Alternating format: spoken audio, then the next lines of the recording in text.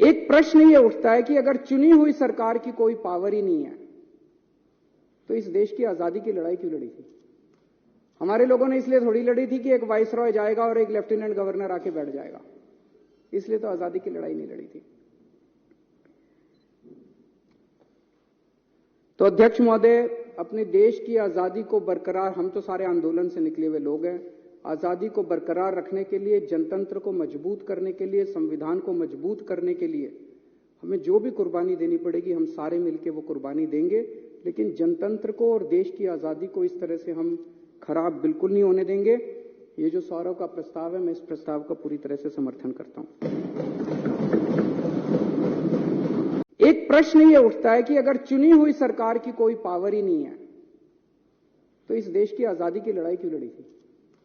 हमारे लोगों ने इसलिए थोड़ी लड़ी थी कि एक वाइसरॉय जाएगा और एक लेफ्टिनेंट गवर्नर आके बैठ जाएगा, इसलिए तो आजादी की लड़ाई नहीं लड़ी थी।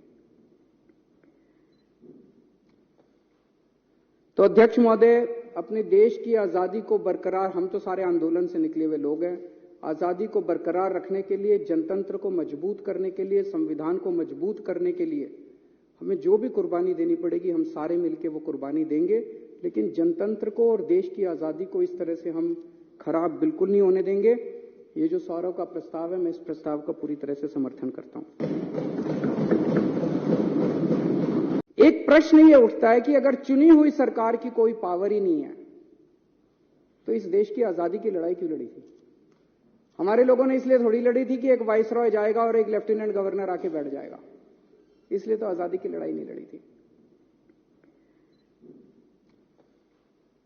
तो अध्यक्ष महोदय, अपने देश की आजादी को बरकरार, हम तो सारे आंदोलन से निकले हुए लोग हैं, आजादी को बरकरार रखने के लिए, जनतंत्र को मजबूत करने के लिए, संविधान को मजबूत करने के लिए हमें जो भी कुर्बानी देनी पड़ेगी हम सारे मिलकर वो कुर्बानी देंगे, लेकिन जनतंत्र को और देश की आजादी को इस तरह से हम खराब बिल्कुल नहीं होने देंगे।